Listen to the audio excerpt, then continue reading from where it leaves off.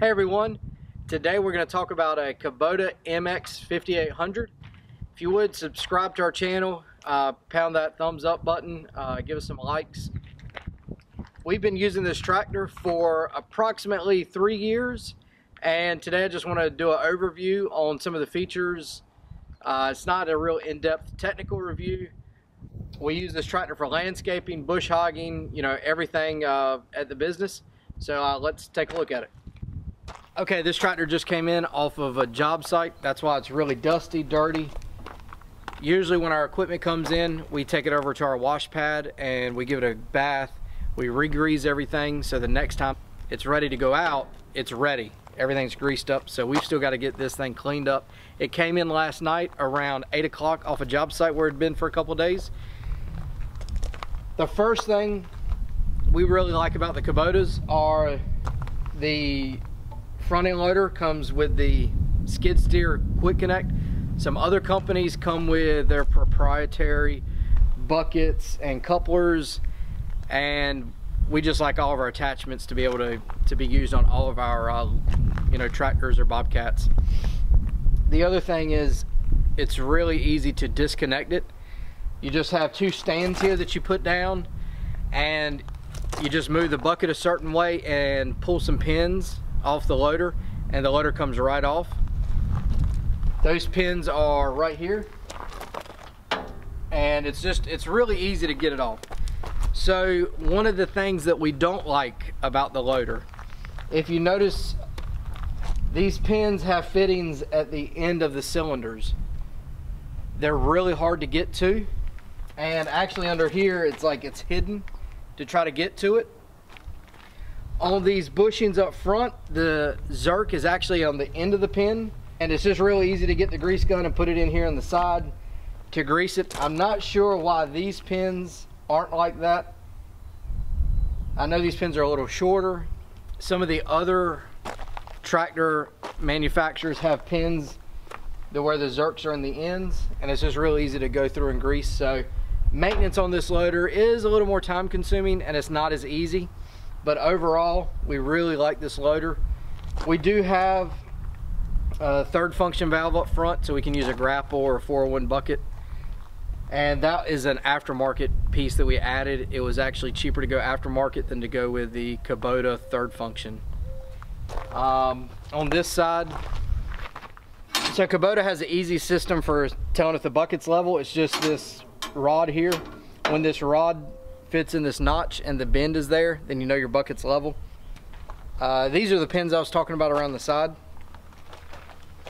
The Zerks are right in here on the end of the pin, so you just stick your grease gun in to grease them, versus up here the Zerk is at the end of the cylinder. And like I said, all this has got to be cleaned out of the way. With this series of tractor, it being an MX series, we had a L series, which is I guess a deluxe utility. But they also have some other L series that are more standard. The reason we went with the MX is the front tires on this machine are larger, so it's easier to go in rough terrain, especially when we are starting to grade a site. With these larger tires, it's just easier to get around. Also, the front axle is bigger on this series tractor than the L series. The L series has some features that we really don't use. Some computer controlled features, some idling, there's just a bunch of options we didn't use. We wanted a bare bones tractor that could just go get the work done, that was simplistic and easy to use. This is the third function valve, and it just has its disconnects here. This was added on. Okay, so this is the operator platform. Going back to, this is just a standard utilitarian type tractor. It's not the true like agricultural tractor because it is hydrostatic, and it's not the small compact. It's kind of that mid-range. It is 61 engine horsepower. I think 52 PTO horsepower, somewhere in that range. But you can see here it doesn't have a rubber floor mat. It's just metal floor. All the gauges, everything's real simple, and we'll show you that right now. Okay, so we are sitting on the tractor, and we'll start over here. This is your light switch, your hazard lights. You rotate the switch here to turn your lights on or off, turn light left or right. These are the emissions buttons. We do not really use these because usually when we're working, it just automatically regens and there's no need for us to use these buttons. But it's a real simple dash. You just got your fuel, RPMs, it shows you where to put for your 540, your temperature, and your hours. There are some warning lights, but there's no, you know, LCD screen or nothing fancy. You got your throttle, your keys down here, your parking brake and your clutch is all in one. So you press this down, you pull up your parking brake, you press to release. There is no separate clutch pedal and brake pedal like on some tractors. On this side, your hydrostatic pedal.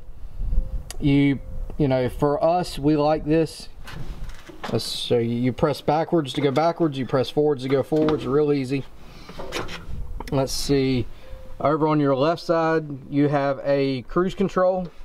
One thing we love about this cruise control is I'm going to show you the pedal. See, I'm operating it here. See the pedal going down? Kubota's cruise control is just levers linked into everything together. Other manufacturers have actual computers that control everything, and I just think that's something else that can mess up. This is a much simpler system. You've got your 3 ranges, your high, medium, and low. On your right side, you have your 3-point hitch controls. We do not have draft controls on this tractor. Then you have right here your first function for your rear remote, and you have your PTO. To engage the PTO, you press it down, a little bit of a turn, it locks in place, and then to turn it off, you just press it down and it automatically goes in the off position. You do have your loader control right here. It's really nice, and you've got your buttons if you were to have a grapple on the front to go up and down. Another thing we like about this tractor is the fuel fill is right here. You do not have to worry about lifting the hood or putting fuel behind the seat. The fuel tank is all right here on top of the engine, so there's nothing hanging under the tractor that can get a stick in or anything like that. Okay, so some features back here that are really handy that we love is on the 3-point lift arms.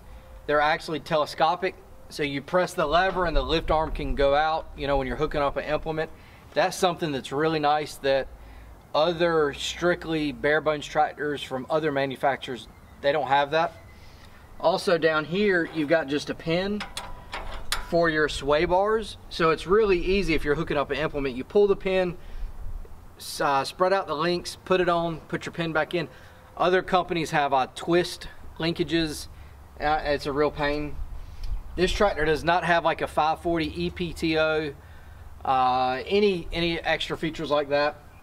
The lift arms is more of a standard, you know, I would say a, you know, old style tractor. The way the lift works, it doesn't have cylinders that press the lift up. The cylinder is actually inside the transmission housing, the way that it lifts. But you do still have your adjustments on either side. So this is an area that other companies kind of skimp, but you know, the lift arms, I mean, that's a really nice feature that comes on this economy tractor. Okay, so that's just a quick overview of the tractor. We use this tractor for running our 6-foot tiller. We have a 6-foot Harley power rake that we use.